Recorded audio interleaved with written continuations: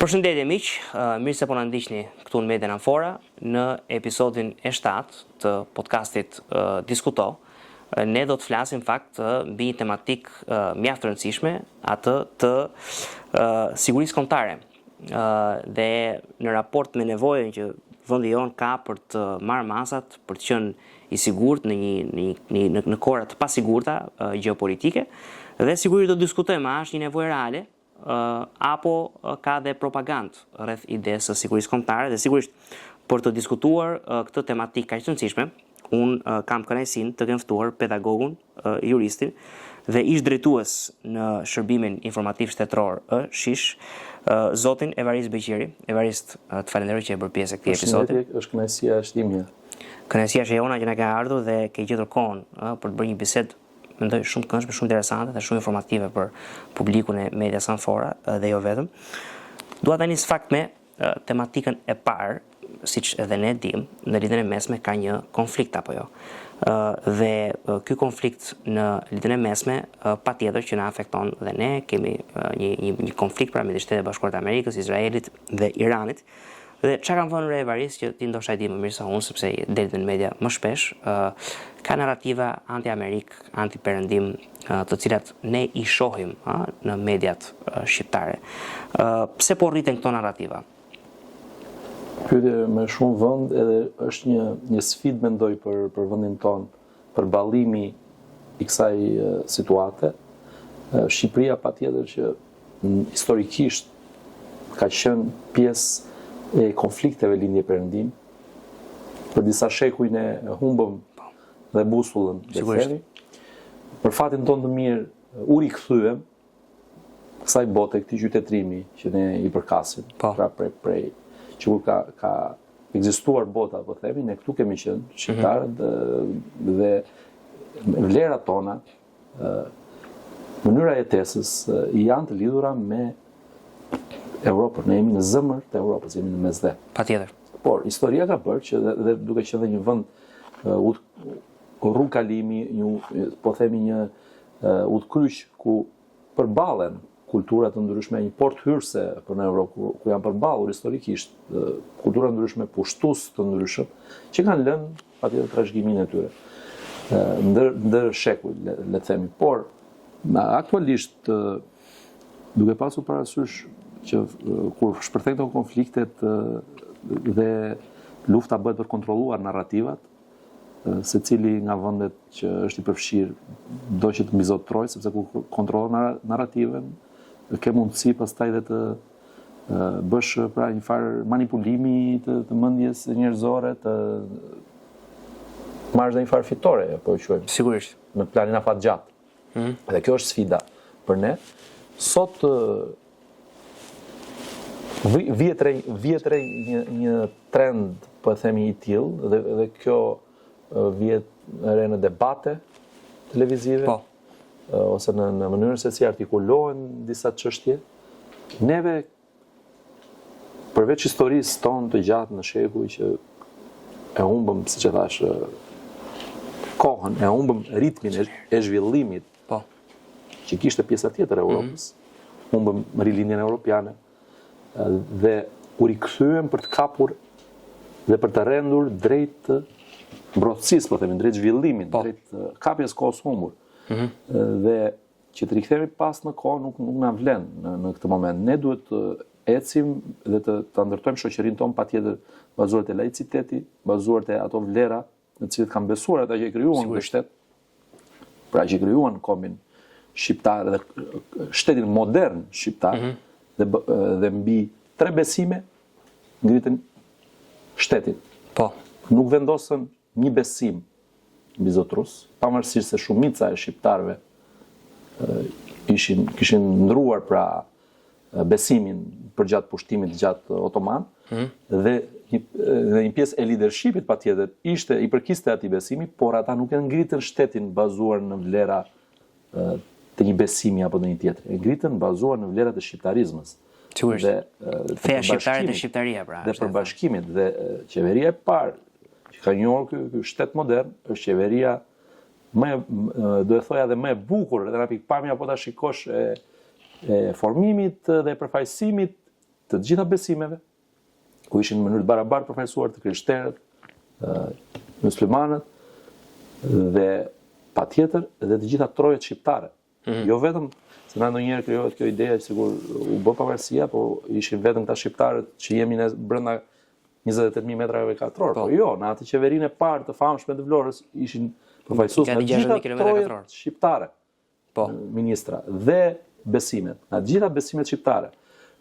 Pra, një qeveri e tillë dhe një model i tillë do t'i duhet që Shqipërisë ta ketë gjithmonë si busull orientuese, pra atë qeveri që krijoi Ismail Qemal Vlora duhet ta kemi gjithmonë në mendje. Dhe çdo njeri që merr përsipër të qeverisë së Shqipërinë nuk do ta harrojë këtë fakt. Mbase nuk e bën më dot si ai, patjetër se është e vështirë ta bësh. Dhe ajo nuk mjetoi për një kohë gjatë, se ishte me sfidat e kohës, por ne duhet të tentojmë gjithmonë. Duhet të tentojmë gjithmonë tek ky përbashkim vlerash. Evarist, jam dakord me prognozën tënde edhe të falenderoj që në një farë mënyrë edhe ka qartë dhe pastër dhe sigurisht që siç ne kemi thënë feja shqiptare dhe shqiptaria edhe patjetër që to narrativat dezinformative bëhen duke përdorur fen. Ka raste që bëhen duke përdor edhe metoda të tjera, por sigurisht që duke ditë që shqiptarët janë një popull multifetar dhe toleranca fetare, bashkëjetesa fetare gjithmonë ka qenë një vlerë e çmuar e popullit shqiptar, patjetër që ndonjëherë kjo mund të përdoret edhe nga faktorë të jashtëm për të përçarë trojet.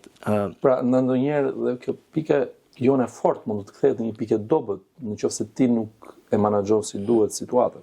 Dhe siç shohim sot, lufta për të kontrolluar narrativën, dezinformacioni që është një mënyrë ose propaganda, është një mënyrë për të manipuluar mendjet njerëzore. Po. Dhe për të marrë një të vërtetë apo një gjysmë të vërtetë, për ta përzier pastaj me mashtrime, për ta përzier me gënjeshtra dhe për të bërë të mundur që njerëzit të konfuzohen. Po. Dhe kjo është në vetvete një arritje pastaj. Nëse ti arrin që ti turbullosh njerëzit në kohë të tilla, mos të dinë nga të orientohen. Sigurisht. E kanë arritur një farë rezultat. Në gjeopolitikë ka dhe një shprehje në fakt që unë do të diskuton, hybrid warfare, pra lufta hibride, ku ti nuk ke nevojë, pra për shembull, lufta konvencionale është që ti shkon dhe pushton një vend, si është rasti i Rusisë me Ukrainën për shembull. Një tjetër mënyrë e të luftuarit është lufta jo konvencionale ose lufta hibride, ku ti për shembull kërkon të polarizosh ose të përçash publikun e një vendi të caktuar në mënyrë që ti pastaj të kesh mundësi të mbushësh mendin publikut atij vendi që e drejta nuk është me atë vend, por e drejta është me një vend tjetër për shkak që ka interesa të tjera. Dhe kjo për shkak ndodh jo vetëm në Shqipëri, por ndodh edhe në Perëndim. Për shembull, do të pyesja pak këtë parashtim të paktën dua të ishte një pyetje. Dosjet Epstein, për shembull, ne kemi debatuar, unë pak jam ftuar në studio për të folur për dosjet Epstein. Edhe patyshim që ne kemi parë aty janë tmerra, por ti domethënë narrativat ruse, kineze etj. Çka kanë bërë? Kanë marrë dosjet Epstein dhe i kanë bërë sikur këto dosje janë perëndimi. Ku në fakt s'është e vërtetë, nuk përfaqësojnë ato perëndimin dhe qytetërinë perëndimor. Pra si gjykon narrativat hibride, luftën hibride dhe si e impakton kjo sigurinë e Shqipërisë? Shqipëria sot është pjesë e këtij dimensioni të luftës. Qoftë kësaj lufte që ju përmend në lindjen e mesme, pra ne sot jemi jo pjesë e një konflikti ushtarak klasik, por patjetër jemi pjesë e një konflikti informativ. Dhe Shqipëria është në një farë mënyrë një laborator ku testohen dhe provohen të gjitha këto teori dhe këto mënyra dhe mjete për të bërë luftra moderne. Janë bërë patjetër para se të fillonte ky konflikt, se kemi Rusin që ka prej vitesh që përpiqet të influencojë, të kontrollojë narrativën në Ballkan, qoftë në Kosovë, qoftë në Shqipëri, qoftë në Serbi, po ku doni ju, edhe në gjitha po thuaj vendet e Ballkanit, në Bosnjë apo gjithandej. Maqedonia e Veriut apo gjithandej, pra është një luftë që është bërë prej po thuaj dekadash, pra kjo doktrinë e tyre për të bërë të mundur kontrollin e narrativës dhe manipulimin e mendjeve të njerëzve, dhe për të pasur sa më të përçarë që e kanë bërë në Perëndim, e kanë bërë Shtetet e Bashkuara patjetër, e bëjnë në vendet e tjera perëndimore. Dhe nuk janë rastësi edhe forcimi për shembull i lëvizjeve të djathtës ekstreme, po dhe të majtës Të dy janë sponsorizuar nga Rusia në fakt, të dyja krahët. Dhe po të shikosh fijet se ku çojnë, por ne në Shqipëri sot kemi këtë dimensionin e luftës që bën edhe Irani, sepse ka një pjesë dhe të opozitës iraniane këtu. Në Shqipëria dashur pa dashur është bërë pjesë e lojës gjeostrategjike, me vendimin për të pranuar këtë pjesë të opozitës iraniane, ne u bëm pjesë. Nëse para disa vitesh nuk ishim në hartën gjeopolitike, ndoshta ishim të rëndësishëm deri në një farë mase, me këtë vendim ka marrë një dimension tjetër, pra jemi përfshirë, duam apo s'duam ne jemi përfshirë në këtë konflikt. Dhe dimensioni që shfaqet sot këtu te ne është dimensioni i luftës që bëhet për kontrollin dhe manipulimin e mendjeve njerëzore, pra luftës informative që e bën Irani, e bën duke sponsorizuar njerëz, duke bler njerëz, duke bler nga ata që shiten e blien dhe janë shitur janë bler. Historikisht në këto troje dhe për fatin ton të keq ka këtu njerëz të tillë që shiten dhe blien dhe siç ka edhe vende tjera për së vërtetës, nuk është se ekzistojnë vetëm këtu, të cilët bëhen pjesë e këtyre lojrave, bëhen vegla bëhen aktor dhe përdoren nga këto regjime për të bërë të mundur, siç e thatë ju, qoftë në rastin e dosjeve të Epstein, që është përdorur për të delegitimuar elitat perëndimore, pra ajo ka disa të vërteta dhe ka disa gjëra, ajo dosje e famshme, sepse është shumë voluminoze dhe vlen akoma për të zbërthyer dhe për të sqaruar dhe për të nxjerrë mësime çfarë ka ndodhur shoqëria perëndimore dhe patjetër që dhe ne si shqiptar duhet të nxjerrim mësimet tona dhe çfarë ndodh me shoqërinë tonë duhet të jemi të kujdesshëm, çfarë ndodh me rinin tonë, sepse aty është e ardhmja nesër e vendit dhe duhet të jemi shumë të kujdesshëm. Kur flas të kujdesshëm, ne si shoqëri, si media, po dhe si institucione. Gjithë fabrika sociale, patjetër. Për të mos na ndodhur nesër situata që mund të na kthejmë pas në kohën e zhvillimet që kanë ndodhur dhe progresit që ka bërë shoqëria shqiptare për së vërtetës në këto dekada liri. Kështu që ne shikojmë se çfarë është legjendë të bëj liria. Ne kemi provuar, kemi provuar të jemi dhe të izoluar, që i bëm dëmin më të madh vetes në 50 vite, pra u izoluam nga bota. Sepse ndonjëherë armiqtë më të mëdhenj të shqiptarëve janë vetë shqiptarë. Dhe kjo është historia. Edhe po të shohësh nisjen e Partisë Punës së Shqipërisë, në fakt ai që e nisi ka qenë Mladim Popoviçi dhe Mungosha që erdhën dhe ndihmuan Enver Hoxhën të hapte selinë nacionales në Shqipëri. Pikërisht, dhe ne kemi qenë ndonjëherë që kemi shkaktuar dhe i shkaktojmë edhe sot më shumë probleme me vetes tonë. Por thënë kjo, nuk duhet ta harrojmë edhe faktin që armiqtë tanë përpiqen patjetër që të mbjellin farën e përçarjes.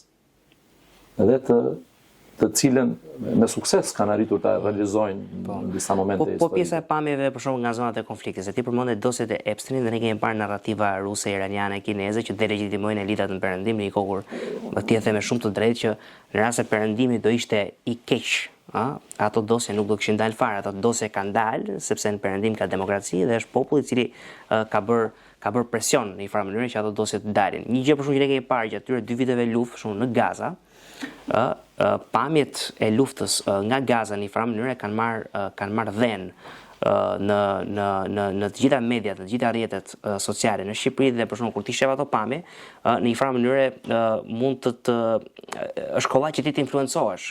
Është kollaj që ti të influencohesh në besimin e narrativave anti-izraelite apo narrativave anti-amerikane, anti-perëndimore.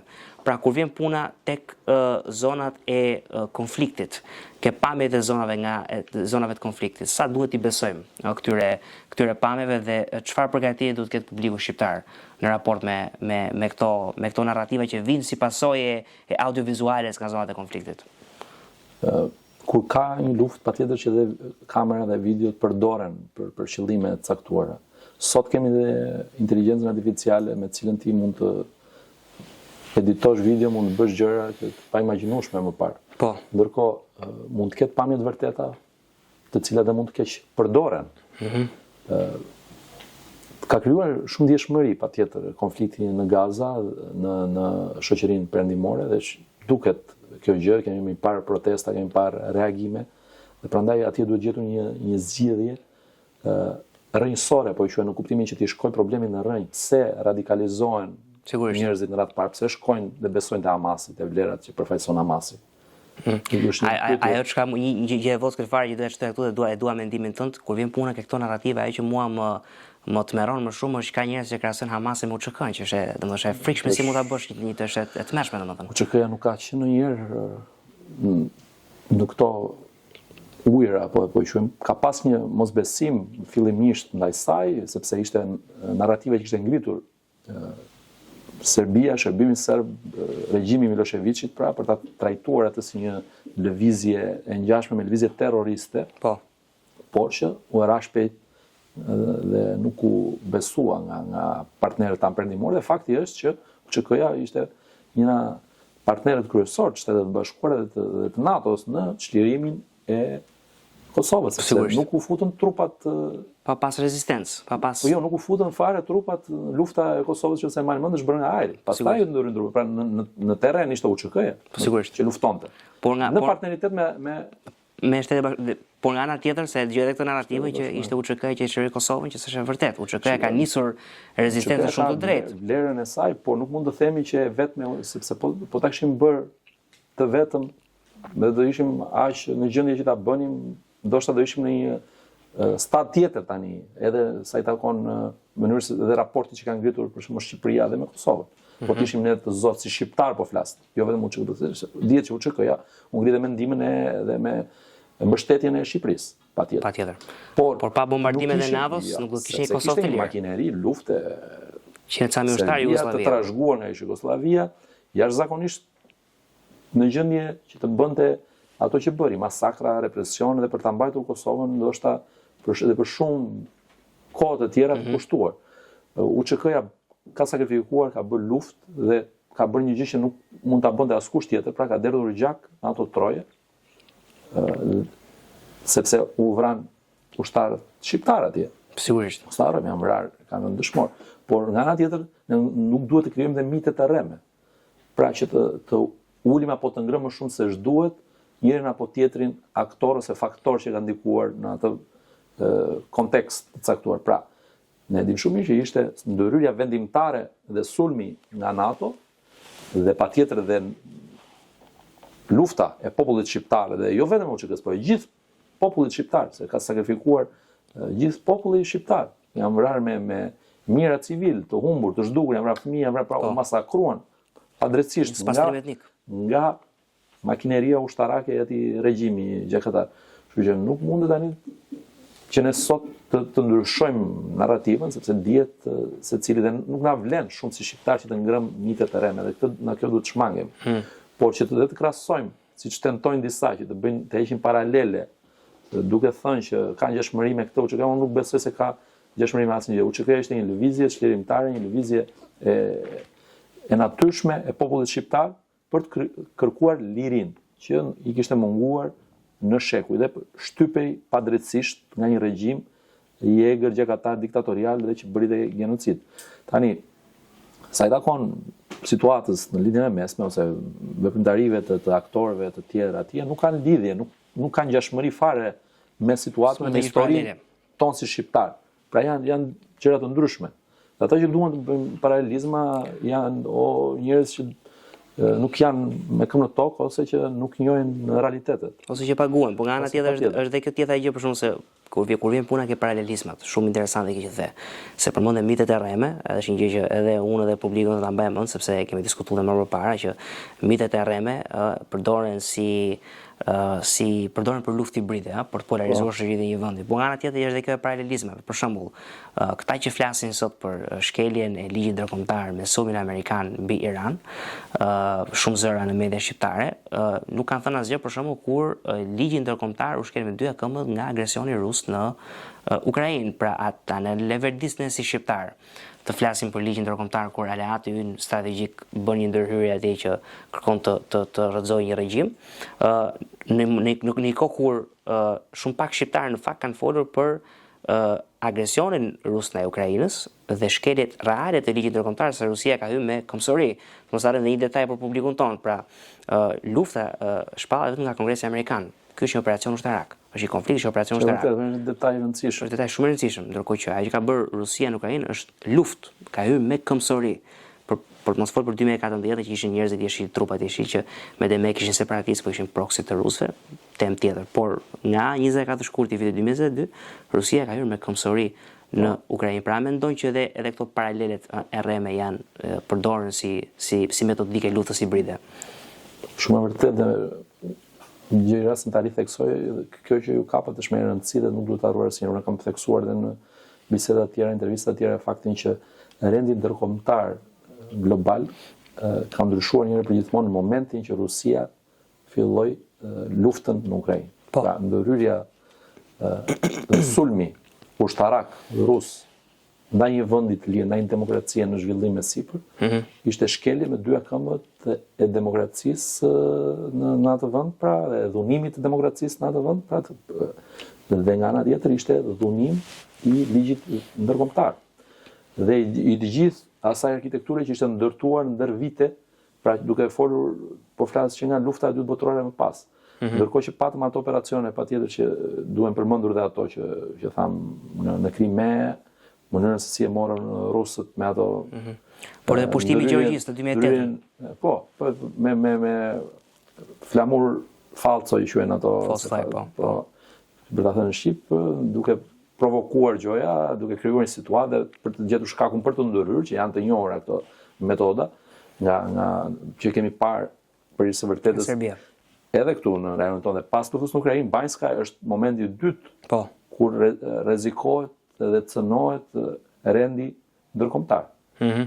Mos ta harrojmë këtë fakt, sepse tani ajo nuk u bë e madhe dhe do të harrojmë ndonjëherë, por nuk duhet ta harruar. Pra ishte një insult terrorist, por i sponsorizuar nga një shtet. Sponsorizuar dhe tentativë për të hapur një vatër tjetër konflikti në Europë, në zemër të Europës, por që për fat të mirë u bllokua. U bllokua dhe patjetër që ka një rol këtu, mos ta harrojmë zhvillimet që kanë ndodhur në atë periudhë, vizitat e ish drejtorit të CIA-s në rajonin ton, dhe u izolua ajo situatë, u menaxhua, u kontrollua. Por Serbia është një faktor që ndikon, vazhdon prap të ndikojnë në një farë mënyre në rajonin ton, sidomos për çështjen e Kosovës, po dhe në Bosnjë, ka një situatë dhe atje është shumë të brisht sa i takon Republika Srpska, e cila është vatër konflikti. Ka një pikpyetje për të ardhmen e Bosnjës, në mënyrën se si po funksionon ajo marrëveshja e Daytonit që ka garantuar paqen, po ka garantuar funksionimin e shtetit në planin afatgjat, dhe këtu shikohen problematika që po zgjaten në kohë. Por kishe pyetje? Jo, në vijim të kësajt, në fakt, në vijim të kësajt, unë do doja të pyesja në raport me rolin e medias, që ne këtu e diskutojmë duke qenë dhe vetë normalisht media, por domethënë e marr shkasën për ta bërë këtë pyetje mbas vendimit të fundit të Kuvendit të Shqipërisë për ta shpallur Iranin shtet sponsor të terrorizmit, që në fakt është një vendim i pakontestueshëm në sensin që edhe Departamenti Amerikan e shtetit dhe një Iranin si state sponsor of terror, pra shtet sponsor i terrorizmit. Por në momentin kur një vend shpallet shtet sponsor i terrorizmit, dhe unë do pak data inputin tënd teknik, unë do mendoja që figura të lidhura me këtë vend ose që dyshohen që marrin para, që sponsorizohen nga ky vend, normalisht nuk do duhet të dilnin më në mediat shqiptare. Nuk e di si janë konjunkturat ligjore në raport me këtë gjë, domethënë, por shoh që në media këto zëra amplifikohen. Pra flet dikush nga Irani, flet një person që është dihet që ka lidhje me ose që bën propagandën e Iranit në Shqipëri, apo propagandën e fuqive të tjera ruse, kineze, nuk kanë si fuqive malinje, beligerente me Shqipërinë dhe perëndimin. Liria e shpresës është në shoqëri e lirë, pretendojmë të jemi, nuk jemi që ti censurojmë njerëzit, por nga ana tjetër, pse media i fton këta individ? A ka të bëjë me faktin që media do klikime, apo ka të bëjë me faktin që realisht media sheh vlerë ke inputi dhe i këtyre individëve, për shembull, që propagojnë narrativa të cilat shkojnë në mënyrë të drejtë për drejt kundër interesit kombëtar shqiptar. Pyetje shumë e vëndë dhe është një gjë shumë sensitive kjo, dhe që del në pa në momente të tilla konfliktesh ku përfshihet dhe ideologjia dhe ngarkesat e saj. Por për fatin ton të mirë, media është e lirë në Shqipëri dhe Dhe private ka mundësi që të mbahet vetë me të ardhurat e veta, ndoshta e bën për arsye biznesi që fton disa individ që krijojnë situata konflikti ose sulme, narrativa të caktuara për klikimin, kjo ngelet për tu parë. Dhe është një mënyrë ndoshta që gjejmë për të mbijetuar ose për të treguar që ne kemi shikueshmëri, por është dhe në anë tjetër një krizë vlerë, se unë shikoj këtë dhe në debat në tërësi, që këtu bëhet më ndjeshme, por dhe në debatin në tërësi që ka në shoqërinë shqiptare, mediat ka një farë rënje në kuptimin e diskutimit, e diskursit publik, e mbajtjes së një nivelit caktuar diskutimit dhe gjendjes dhe të ftuarit të njerëzve që mbrojnë ose përfaqësojnë disa vlera dhe disa standarde në shoqëri. Pra se media ka një rol, është një pushtet në demokraci. Pushteti ka. Dhe nuk duhet harruar kjo, dhe gazetarët kanë një përgjegjësi këtu. Nuk po them që ne ti censurojmë këta njerëz apo, por nga ana tjetër duhet të jemi kujdesshëm. Nuk mundet ti t'i japësh akses dhe mundësi për të ndikuar opinionin publik dikujt që dihet, që shitet ose blihet ose që bën propagandë të hapur. Ndaj njërit apo ndaj tjetrit vend. Iranit, Rusisë, Kinës, nuk e di. Por që për fat keq ne i shikojmë këto nëpër media dhe ftohen, amplifikohet debati, duan të krijojnë situata në studie për çfarë vlen këto, ku është vlera. Debati publik duhet të bëhet mbi ide, duhet të bëhet mbi vlera. Sigurisht. Nuk them që të mbizotroj vetëm njëra rrëm dhe këtyre mos t'u jepet këtyre njerëzve mos t'u jepet asnjë akses, por në mediat kombëtare duhet të ketë një farë kontrolli dhe vetë kontrolli. Nuk po them që vetëm shteti duhet ndërhyjë se pastaj kalojmë në disa gjëra tjera, por ama ka shteti mënyrat e veta dhe mekanizmat e vet për të bërë të mundur që këto media të jenë të kujdesshme. Mos ta them me fjalë tjera, jo për të censuruar njerëzit. Njerëzit kanë drejtë të shprehin idetë e tyre, kanë platformat e tyre, ndoshta edhe këta individ kanë mundësitë e tyre për ta bërë, nuk i pengon njeriu dhe biles bëjnë dhe dëme, sulmojnë dhe njerëzit padrejtisht, individualisht, duke i cënuar dignitetin, edhe mbalt pra. Dhe këtu duhet të ndërhyjë prapë shteti, që është i pas zotit ta bëjë këtë gjë, dhe aktualisht që po flasim ne. Dhe ti duhet të shkosh, del dikush një i çmendur aty ose një i paguar hedh balt mbi emrin e dikujt, dhe duhet shkosh ti të merresh të hapësh ti procese gjyqësore për çfarë, të humbësh kohën e për çfarë, ndërkohë që ka mekanizma shteti dhe mund ti bëj të mundur kontrollet, monitorimet, verifikimet dhe mënyrën se si operojnë disa media që ka një kaos total në këtë fushë. Ndërkohë gazetarët në atje duhet të tregojnë profesionalizëm. Pra nuk mundet që ti të ftosh njerëz të cilët dihet botërisht se për kë punojnë për shkak, ose se çfarë narrative përfaqësojnë, për çfarëse. Çfarë vlerë sjellin ata shoqërisë? Çfarë edukimi bëjnë njerëzit? E vërtet. Të rinjve. Apo ku është vlera e debatit publik? Kjo një vlerë debatit. Ky është problemi i medias, mendoj unë e varis, sepse ne e shtrojmë nga perspektiva e shtetit, unë kështu ta shtrova pyetjen në fakt, por unë për shkak vetë besoj ka i quhet self-government, pra ke vetë qeverisja. Pra unë nuk siç jam i të njëjtës vi mendime ty që nuk duhet të ndrysh shteti të përcaktoj çfarë duhet të thënë dhe çfarë s'duhet të thënë. Kjo është tirani, është autokraci, është diktaturë. Por nga ana tjetër vetë mediat duhet të jenë konsciente. Cilat janë narrativat që e ndihmojnë interesin publik, cilat janë narrativat që nuk e ndihmojnë interesin publik, cilat janë narrativat që e prezervojnë sigurinë kombëtare, cilat janë narrativat që nuk e prezervojnë sigurinë kombëtare. Unë mendoj që këta i dinë, por duke ditur që janë aq të varur nga klikimet, këtu ftojnë sërish. Nga integriteti, prandaj thash, nga integriteti i përfaqësuesve të mediave të caktuara. Pasi ne kemi parë kur ka çështje të caktuara apo ndonjë të politikës, mediat këtu dinë të marrin qendrime editoriale apo jo. Siç mund të mbajnë edhe në këto raste. Pra ka qendrime për disa çështje, qendrime të caktuara. Do thoni ju këtu ndoshta janë më të lira për të bërë atë që duan dhe del në pa dhe vlera e medias ose standardi i medias del më shumë në pak, ose kanë lirshmëri, nuk kanë ndoshta shumë presion sa çështë në një çështje politike, politikës brendshme, ndoshta ku që ka më shumë sensitivitet në ca raste. Dhe duket aty dhe linja e njërës medias e linja editoriale. Ndërkohë kur vin puna te këto çështje që kanë të bëjnë në fund të ditës jo thjesht dhe vetëm me konfliktin që po ndodh aktualisht dhe që shpërfaqen në një mënyrë të caktuar se në një tjetër dhe në narrativën publike, por duhet të shikojmë edhe çfarë ndodh me shoqërinë tonë, sa i vlen këto debate shoqërisë, çfarë bëjnë për media ka një rol dhe edukues. Të mendjes. Pra sot njerëzit informohen nëpërmjet këtyre mediave. Telefoni është bërë domethënë sot lufta më e madhe shekullit të 21 është lufta e dezinformacionit, pra lufta e kontrollit të mendjes, sepse e ke shumë të lehtë të kontrollosh, nëse para ca vitesh qarkullonte në televizor ose po doni ju para disa shekuj qarkullonte në mënyra të tjera dhe dezinformacione se nuk është e shpikur tani, por nuk kishte këto mundësi për hapjeje siç i ka sot. Se s'ka pas këto mjete komunikimi, këto programe që kemi sot që bëjnë të mundur kontrollin ose mbajtjes së përqendrimit të mendjes njerëzore për një kohë më të gjatë dhe për ta kontrolluar dhe më lehtë, ndoshta. Sot është shumë më lehtë, por edhe lufta e shekullit 21 është pikërisht kjo, tek dezinformacioni, tek mbajtja e kontrollit dhe manipulimit të mendjeve njerëzore dhe pastaj ne shikojmë rezultatin e kësaj, ose përçarjen që ndodh brenda shoqërisë, ose radikalizimin në disa raste të disa pjesëve që janë më vulnerabël. Kështu që media duhet të jetë ndërgjegjshme për rolin që ka dhe gazetarët ose këto moderatorët, ato që përgatisin emisionet duhet të kenë kujdes.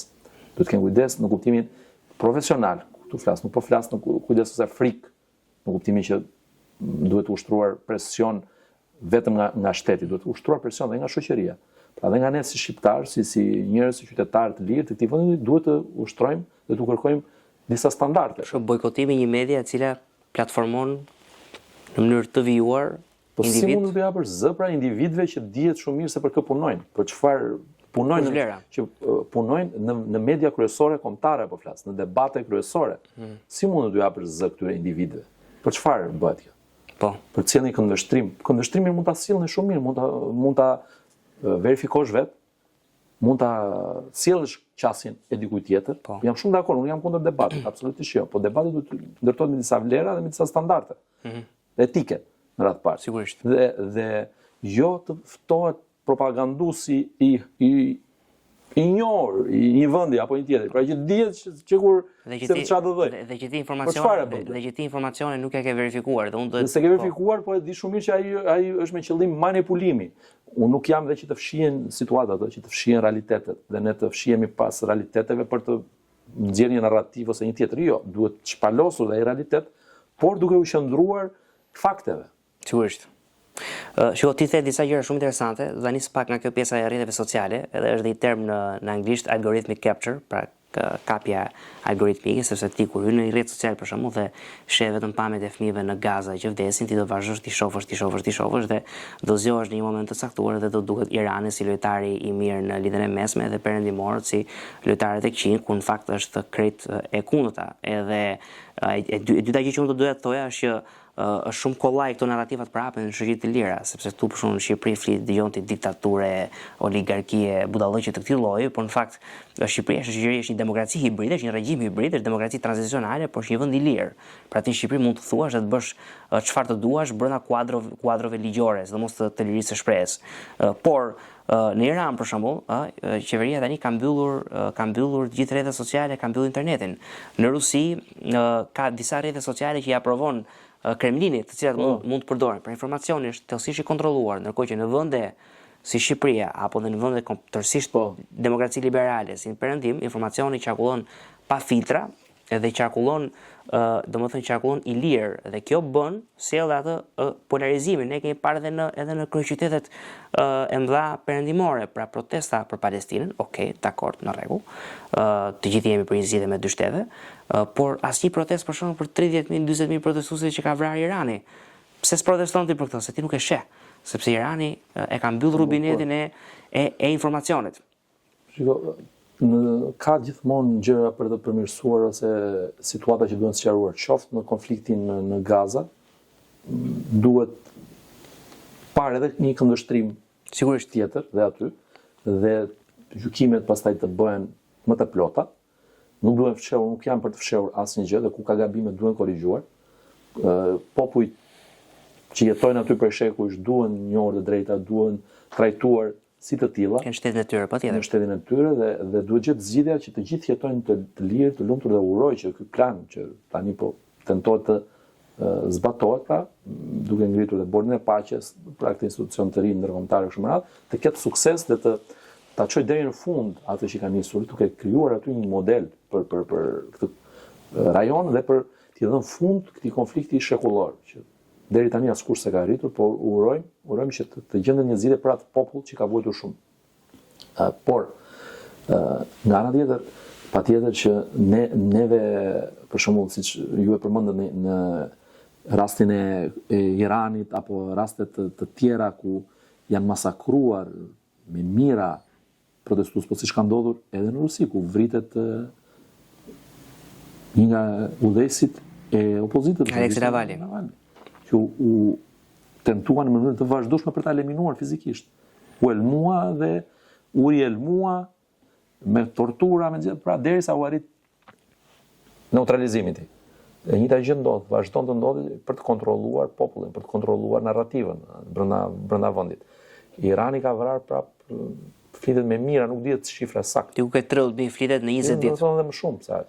Pra, imagjinoni çfarë masakre është dhe nuk qarkullon asnjë lloj informacioni në mediat tonë, sepse nuk lejohet. Edhe sot që po flasim, ata kontrollojnë mediat, kontrollojnë interneti është i bllokuar, kontrollojnë çfarë do lloj informacioni dhe gazetarët që hyn aty, të mediave kryesore perëndimore, hyn me një leje nga qeveria dhe shkojnë atje ku thotë qeveria ose bëjnë ato gjëra që nuk i bëjnë aq dëm regjimit të ajatollave.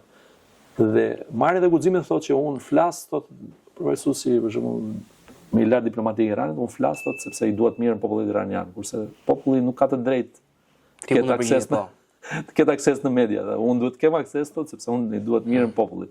Kurse ata jo. Pra e kuptoni se si trajtohet çështja, situata, pra është bllokuar një drejt. Dhe ndërkohë ke media një nëmpytje të vogël, do ta lë ta vazhdosh logjikën deri në fund, po për shembull siç e the ti, unë kam parë edhe në së fundmi nëpër media shqiptare për shembull individ që jetojnë në shqiptar që banojnë në Iran dhe flasin mirë për regjimin që ftohen në media shqiptare. Dhe nga ana tjetër, po këto media si nuk morën një iranian të diasporës iraniane, se po të shohësh diaspora iraniane është duke festuar në këtë moment, po dhe ose se iranianët që jetojnë në Iran janë të shtypur, nuk flasin dot. Po këta që jetojnë në Amerikë apo jetojnë në Perëndim, janë të lirë, mund ta kritikojnë regjimin, pse fton ata, pse fton, pra po prap shkojmë ke. Është e vërtetë dhe ky një aspekt tjetër shumë domethënë që ju preket, sepse në mediat perëndimore sot pasqyrohen edhe çfarë po bën diaspora iraniane, që këtu te ne është inekzistente kjo gjë dhe është një pikë me të vërtetë që vlen për ta prekur, për ta cekur, sepse para disa ditësh për shembull kishte një protestë në Londër të gjithë diasporës iraniane, një protestë madhe. Që është pasqyruar në disa media duke folur pasqyruar me vërtetësi ajo çka ata mendojnë njerëzit iranianë, që janë të pa influencuar nga regjimi që nuk kanë frikën ose që kanë ikur. Njerëz që kishin pa kohë që ishin larguar për arsye sepse u mungon liria, dhunoheshin, pra u rrezikosh jeta kështu me radhë. Ndërkohë këtu te ne kjo narrativ bëhet vetëm nga njerëz, domethënë që ose nuk e njohin sa duhet Iranin, pra mbrojnë pikpamjet patjetër, por nuk e njohin dhe nuk e dinë të gjitha problemet, sepse është një iranian që i din më shumë se ne të gjithë që flasim në media, do të ishte mirë që të fliste një iranian, i cili ka prekur se çfarë është ai regjim. Dhe ky është shembulli më i mirë dhe modeli më i mirë. Patjetër ne që kemi një farë ekspertizë ose një farë eksperiencë ose që njohim disa gjëra që kanë të bëjnë me marrëdhënie ndërkombëtare, patjetër do shprehim opinionin tonë, por nuk mund të zvendësojmë asnjëherë atë perspektivën e popullit iranian. Dhe kjo do ishte një sugjerim shumë i mirë edhe për mediat tona, që të përpiqen të gjejnë dhe individ të tillë. Pra, që kanë një këndvështrim të pa influencuar nga njerëz nga tjetër. Pra, njerëz të thjeshtë që janë përballë me regjime që sot jetojnë në botën e lirë për shkak. Çfarë mendojmë për çfarë po ndodh sot në Iran?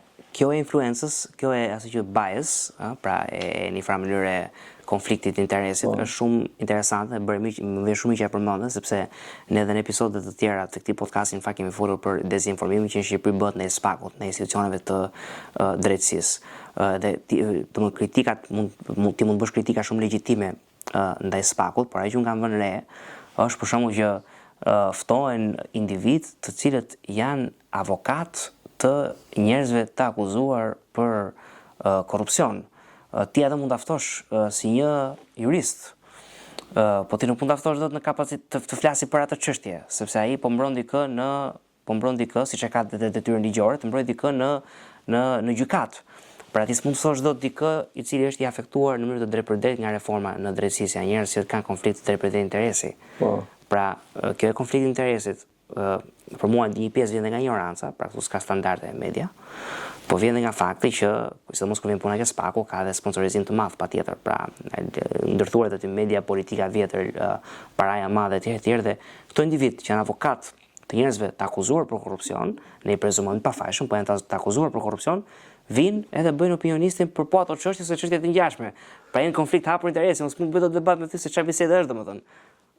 Është e vërtet ndihet edhe kjo gjë që ka njerëz që janë të përfshirë në çështje konkrete dhe që narrativa tyre ose diskursi i tyre është kryer kaput kundra SPAK-ut, kundra asaj që po bën SPAK-u, shumë patjetër që ne nuk jemi këtu për të vetëm që të mbrojmë pa kushte njërin apo tjetrin institucion.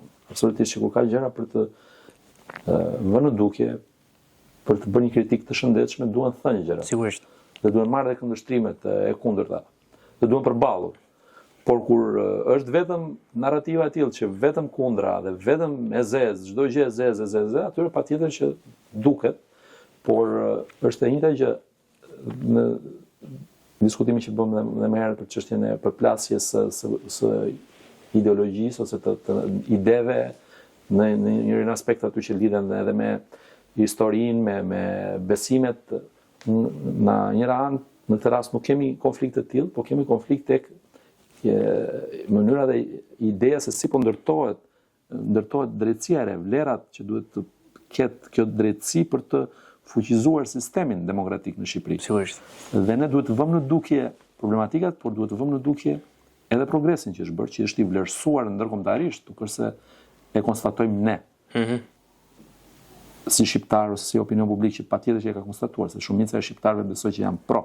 Po patjetër. Sepse shikojnë realitetin, e shikojnë ndryshimin dhe kanë besim që mund të bëhet edhe më shumë. Por nga ana tjetër, perfeksion nuk ka në asnjë gjë dhe nuk duhet të presim tani që ky institucion që u krijua për kaq pak vite të jetë perfekt në çdo gjë. Dhe këta që kërkojmë, interesante se këta që kërkojmë perfeksionin, si se kërkuan njëherë perfeksionin në kohën e drejtësisë së plepave, pra në kohën kur dosja nuk hapej pa një numër të caktuar. Si vazhdon dhe sot që ke problematika prapë, sistemi ka problematika, sistemi drejtësisë në tërësi. SPAK-u është ndoshta i vetmi ishull pavarësie. Është një ishull dhe nuk duhet lënë që të jetë një ishull, se ky është rreziku pastaj, se nëse do ta lëmë që të jetë një ishull jo thjesht dhe vetëm që i pavarur duhet të jetë në kryen e detyrës, por jo një ishull i shkëputur nga sistemi që i vetmi që funksionon me disa parametra të dur, ndërkohë pjesa tjetër funksionon pak a shumë me një përmirësim ose me një degradim sa i takon mënyrë se si jepet sot drejtësia në vendin tonë. Në fakt, në raport me SPAK-un, unë bie dakord me ty që nëse ka kritika legjitime nga njerëz të informuar, që të vinë pa një agjend caktuar, por thjesht kanë parë një statistik, për shkak të gjejmë këtë pjesën e paraburgimeve, edhe dua të flas edhe për këtë pjesën e paraburgimeve, por lexoj një statistikë dhe duan ta shprehin si kritik, nuk ka asnjë problemi, por nga ana tjetër, të gjithë anketimet publike na tregojnë që së pari një SPAK-u është institucioni me atë approval rating ose përqendrimin më të lartë nga publiku shqiptar. Së dyti ka bërë goditje të cilat domethënë nuk janë parë ndonjëherë, janë goditje shumë të larta. Tani fakti që ti godet nuk do të thotë që je institucioni mirë, por qartësisht do të krahasosh këtë drejtësi. Tani SPAK-un si institucion ta krahasosh me drejtësinë e kohës Enver Hoxhës është një tallje e madhe, sepse drejtësia e kohës Enver Hoxhës merret me kundërshtarët politikë të Enver Hoxhës. Drejtësia sot po i afrohet edhe kryeministrit të vendit, pra ka shkuar shumë lart. Këto narrativa anti-SPAK i shesi pjesë e lojës gjeopolitike, shau gjeopolitik. Ka influenca, nuk diskutohet edhe aty, sepse është një pikë e dobët që ka qenë kjo e demokracisë tonë, pra funksionimi si duhet i një pushteti, që është pushteti gjyqësor, pushteti drejtësisë, pra që nuk ka funksionuar për së vërtetës, do thonë jo ka funksionuar si duhet ekzekutivi apo legislativi. Patjetër që ato kanë patur problemet e tyre, asnjëri nuk ka qenë perfekt, por ama duhet secili të funksionojë dhe të bëjë detyrën e tij që në mënyrë që të kemi kontrollin dhe balancin që kërkon sistemi demokratik. Pra duhet të funksionojë secili mirë. Nëse njëri çedon ose njëri lëshon diku nuk është në lartësinë e dur, atëherë patjetër që kjo prek edhe të tjerët. Sigurisht. Dhe këtu përplasen patjetër edhe interesat, në kuptimin tensioni shumë i lartë sepse goditjet që po vinë tashmë ndoshta ishin të paimagjinueshme për disa. Pra prisnin që të kishte goditje, por jo kaq shpejt ndoshta. Jo në këtë mënyrë, jo në këtë formë. Dhe janë dhe të surprizuar. Dhe ne vetë, po ta kthejmë pak kokën pas, njeriu ka këtë aftësinë për të parë vetëm para, harron në një shikojmë pas, nuk mëson asnjë në histori. Është domethënë një konstante kjo, por do të kuptosh se sa mësojmë nga historia, shiko dhe gabimet që përsëriten her pas here, kudo, domethënë, nga njerëzimi po flas, jo vetëm nga ne si shqiptar. Por problemi këtu qëndron te fakti që nuk duhet të harruar që ne nuk besonim para disa vitesh që do kishte ndonjëherë peshë të mëdhenj. Kërkohesh nga shqiptarët, u bë edhe si Barsoleta, jo peshku madh, prokurorët e përgjithshëm që ndërroheshin edhe asnjëherë nuk kishte po themi politikanë nivele të larta që të përballeshin me drejtsinë ose të vjernin llogari. Ky është një element tjetër që duhet mësohemi tashmë. Pra klasa jonë politike duhet mësohet që do shkojë dhe te drejtësia do japi llogari kur vi momenti. Çfarë? Është një situatë që ka krijuar pra në Shqipëri një momentum që duhet na bëjë të reflektojmë, po dhe që të vetë përmirësohemi, pra që ta përmirësojmë sistemin, politika në një ranë të rriti ndërgjegjshmërinë, të rriti, si me thënë, nivelin e standardin e përgjegjshmërisë. Pra, nuk mund të mësohemi dhe të vazhdojmë mësojmë standardet e tranzicionit që duhet si pafund, pra duke sulmuar drejtsinë kur s'na pëlqen, por ti shko përballë kërkohet vërtet në tjetër, patjetër kur ka gjëra që nuk janë në standardin e dur, mund t'i kërkosh, mund të luftosh për të arritur te e drejta. Por këtu ndërhyn se unë duhet ta çoj pak bisedën ke media, sepse edhe kur vjen puna tek sulmet ndaj drejtësisë, media ka bërë një punë me dën shumë të dobët, sepse po ti e di dhe më mirë se unë nëpër studio, por më ka rastisë dhe mua që domethënë dikush bën një akuzë totalisht të paqen, për shumë rasti i këtyre paraburgimeve që ne dëgjojmë që po burgosen njerëzit pa gjyq, në një kohë kur për shumë raste zonjës Balluku do të hiqej imuniteti, dhe zonja Balluku do vijej në pranga, arrestimi do ishte me vendim gjykate dhe nuk do ishte se zonja nuk të ishte dënim. Ishte arrestim me vendim gjykate në mënyrë që një X funksionar mos ketë mundësi të fshej provat ose të influencoj varësit e vet për të fshehur provat. Nuk jam jurist, kuptohet, por asnjë lloj vendimi i prokurorisë posaçme për të kërkuar heqjen e imunitetit për të bërë arrestimin në fazë hetimi ose në fazë akuze, nuk bëhet pa vendim gjykate. Dhe ti e dëgjon këtë narrativën e po futen njerëzit në burg pa gjyq etj. Dhe çfarë sheh në media, për shembull, sheh analistë të cilët ose edhe rasti aty jam një shembull konkret që lidhet me këtë. Pra rasti i protestave të opozitës. Të gjithë thonin opozita proteston etj, nuk po funksionojnë, nuk rrotëzohet Rama kështu dhe asnjë nuk thoshte si mund të sulmosh ti policinë e shtetit. Si mund të digjet një kameraman atje të përcollohet. Pra të gjithë flisnin për pragmatiken, të gjithë flisnin për nuk rrotëzohet Rama kështu, sepse këtu është normalizuar mungesa standardit dhe mungesa moralit. Askush nuk flet për standardin dhe moralin. Askush nuk i thot atij që ti s'mund të godasësh dot policin në protestë. Në krye detyrës apo degësh një kameraman. Pra, shiko, nuk mundet që ti të sulmosh punonjësin e shtetit kur ai është duke kryer detyrën dhe për më tepër të rrezikosh jetën. Ndërkohë që ata as te kaluan në ato momente të ushtronin kompetenca për te atyre që jep ligji, por aty, domethënë, protesta e bërë në mënyrë të tillë, aty kishte rrezikim jo vetëm të forcat policisë, por edhe të vetë protestuesve që rrezikojnë nga hedhja dhe që kanë marrë flak edhe vetë protestuesit. Dhe asnjë analist nuk del ta thotë gjë. Kjo më habit mua. Dhe gazetarët, siç e përmendët, pra është e rrezikshme edhe në këtë pikpamje. Kush është misioni, kush është synimi i një proteste? Pra ti nuk është që të bësh dëm njerëzve që shkojnë aty, në një ranë ata për të ushtruar të drejtë natyrës së qytetarëve, dhe nga ana tjetër punonjësit e shtetit që shkojnë për të garantuar kushtet për të ushtruar brenda standardeve këto protesta në një shoqëri demokratike. Dhe media që ka për detyrë ta pasqyrojë me vërtetësi atë çka ndodh. Prandaj ne si media apo si shoqëri duhet i kërkojmë këto standarde, duhet i rrisim, po nuk vim vetvetiu, patjetër, nuk vim vetvetiu, asnjë gjë duhet kërkuar nga shoqëria, nga qytetarët për të bërë të mundur që ne të përmirësojmë vetveten, qoftë në studio televizive për të rritur edhe nivelin e debateve, sepse ka një rënje në mënyrën se si bëhen debatet këtu te ne. pra një mungesë në ca raste dhe etike në komunikim, ndërprerje pa vend, mungesë respekti në mënyrën se si i drejtohen njërit apo tjetrit. Pra kjo përçohet gjithandej në shoqëri. Pra nëse ne duhet të rrisim standardet, duhet që të japim dhe shembull nëpër media. Pra duke ruajtur nivelin e duhur të diskutimit, duke ruajtur standardin e duhur, duke mos e tejkaluar atë, duke mos zënë në shoqëri shembuj të tillë dhe për më të rinjt.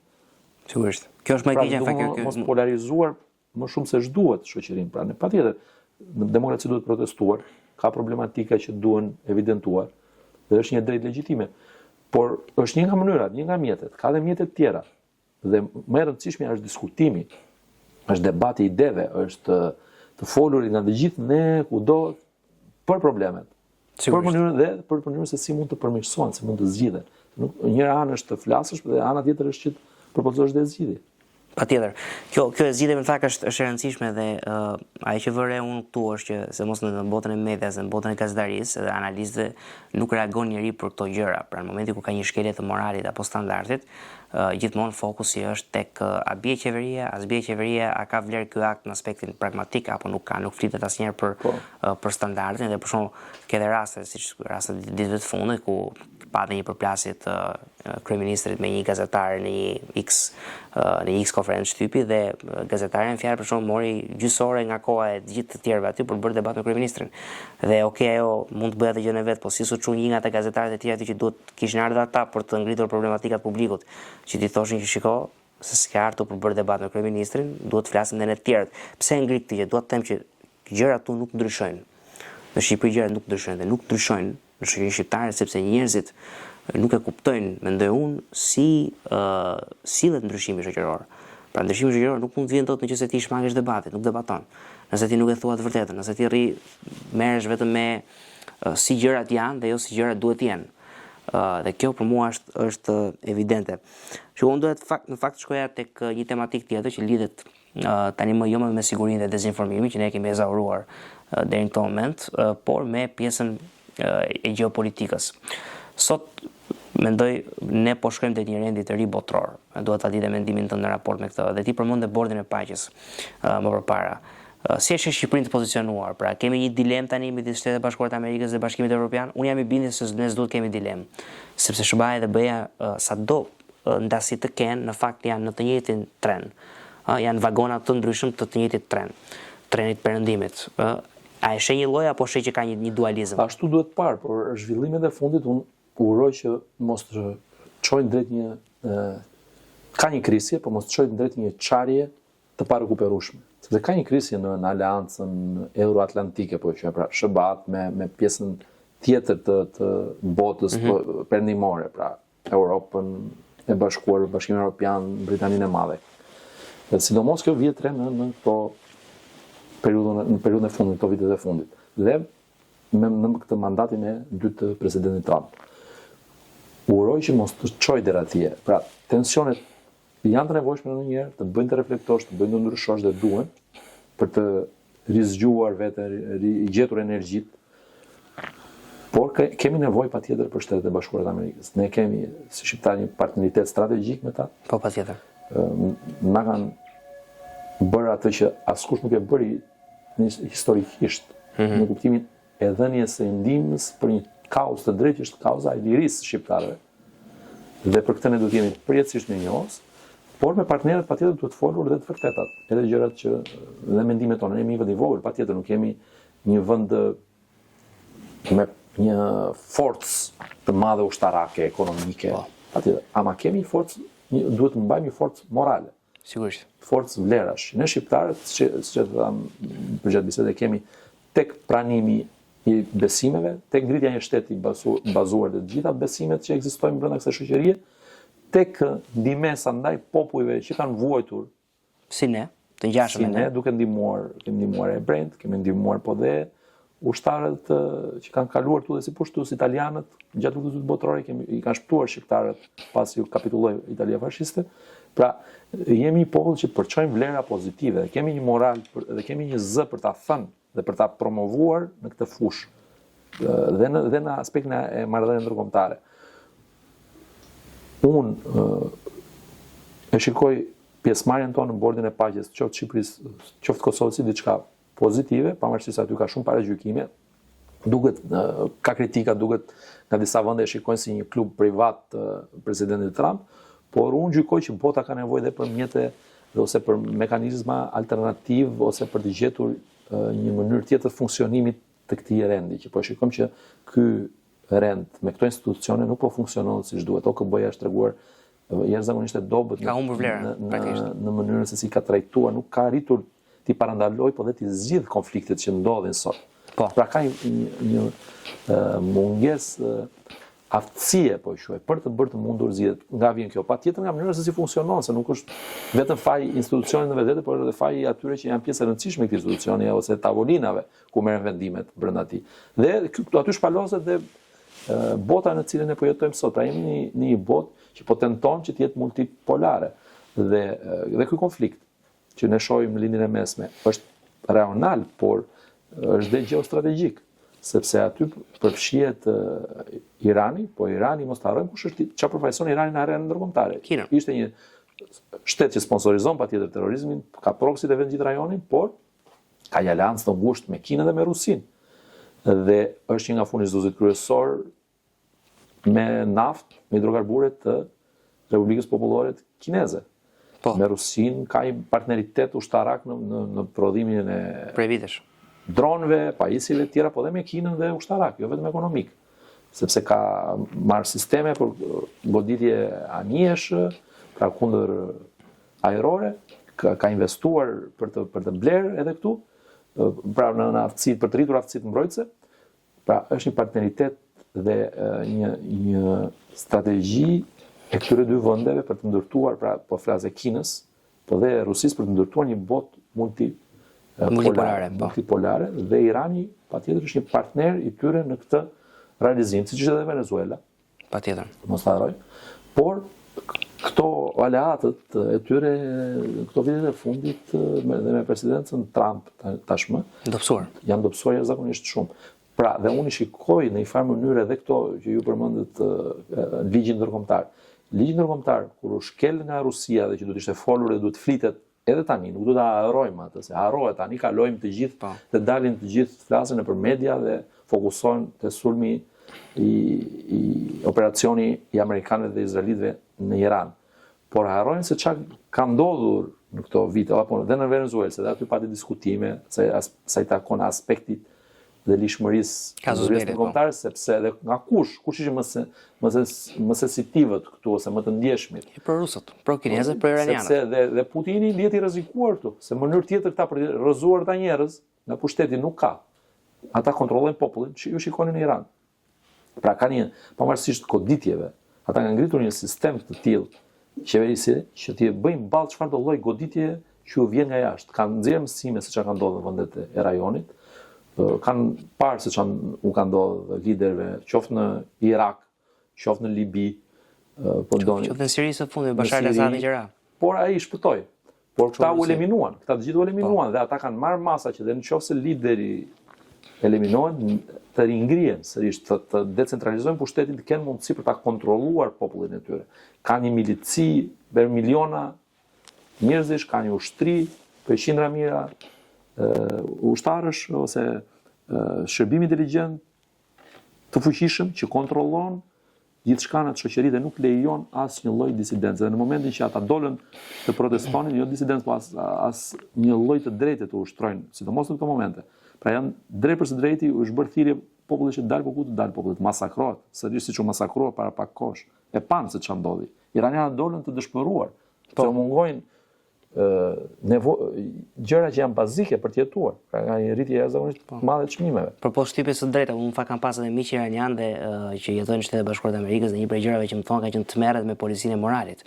Pra, pse mos me gratë, por dhe me pakica, domethënë që për shkelje që s'janë shkelje në fakt, për që shoqëritë perëndimore merren të garantuara të drejta bazë për të veshur si duash ti për shembull, ne atë nuk diskutohet. Edhe kjo perspektivë në mediat tona nuk apo mos lejohet të duket një qime floku, femër duhet të jetë mbuluar. Sepse po duk një fije këtu shtremër, shkon burr. Imagjinohet kjo, mund të imagjinojmë mund të jetosh në një shoqëri të tillë? Është shoqëri e tmerrshme dhe për këto gjëra, që një përse kur dalin media e përmend shumë të pjesën e të drejtave të grave në Iran, sepse e dëgjojmë në fakt edhe nga të majt në Perëndim për shkakun që fliten për të drejtat e grave në Perëndim, që sigurisht janë të drejta të gjitha të garantuara, edhe s'nuk thanë një gjë domethënë për gratë në Iran, ose s'thanë një gjë për shkak për faktin që në Gaza, para se të niste lufta, pra pak para tetorit të vitit 2023, një gjykat e Hamasit mori vendim që gratë nuk e lënë dot shtëpinë e tyre pa pjesëmarrjen e një burri, jo për të nënvlerësuar kazën palestineze për shtetë, por për ta thënë këtë. Dhe tjetra gjë në raport me bordin e paqes, se më pëlqeu që the, jam shumë dakord, domethënë institucionet multilaterale të bashkëpunimit të ligjit ndërkombëtar kanë vite që po gryen dhe nuk kanë më vlerë, fatkeqësisht duhet të kenë vlerë, por nuk kanë më vlerë dhe pushtimi Rusi-Ukrainës i vuri kapakun kësaj gjëje. Dhe unë jam pro bordit paqes për dy arsye. Para njerë se ka mundësi të rienergjizohet dhe këto organizatat, pra të rivalizojë OKB-n. OKB-ja do ketë mundësi të përmirësojë veten e vet nëpërmjet bordit paqes dhe nga ana tjetër si shqiptar, a kemi ne mundësi që t'i themi jo Amerikës dhe bordit paqes? Po sigurisht jo, se ne po hym në një botë siç e the ti multipolare, të pasigurt, rajonaliste, sovraniste, çfarë duash e quajmë. Një botë ku ne nuk e dimë dhe ne s'kemi as ushtri, se kemi një ushtri shumë të vogël. Pra ne duhet të jemi një trup me Shtetet Bashkuara të Amerikës, janë e vetmja forcë, siç e the ti me shumë të drejtë, që na mbrojnë qoftë me 14 pikat e Woodrow Wilsonit, qoftë me çrimin e Kosovës, qoftë me reformën në drejtësi. Gjithsesi ne nuk duhet të jemi aty, duhet të theksuar që nuk duhet të jemi aty thjesht dhe vetëm për të pritur dhe për të përfituar, ne do të jemi dhe për të kontribuar. Dhe besoj se në këtë aspekt, me çka kemi parë deri tani, shqiptarët, qoftë ata të Kosovës, po dhe të Shqipërisë, kanë marrë përsipër që të ndihmojnë në iniciativën për të garantuar paqen me mundësitë, me kapacitetet që kanë në Gaza, në linjën e mesme. Dhe pastaj suksesi aty do të varet, pastaj do të jetë vendimtar edhe për të përcaktuar të ardhmen e kësaj organizate. Gaza është një gur prove shumë i rëndësishëm për mënyrën se si do konfigurohet në të ardhmen pastaj kjo iniciativë. Sigurisht, dhe historia na tregon që paqja në një farë mënyrë arrihet nëpërmjet marrëveshjes, nëpërmjet negociatës dhe nëpërmjet fuqisë së fuqive të mëdha. Rregulli është patjetër i rëndësishëm, por fuqia fuqive të mëdha, ajo e garanton paqen. Megjithatë, Evarist, ne kemi ardhur në fund të bisedës tonë, një bisedë shumë interesante, ne prekëm shumë tema, dhe unë të falenderoj që u bërë pjesë e këtij episodi. Miq të Medias Amfora, ju falenderojmë që na ndoqët dhe së bashku do të shihemi në episodin tjetër.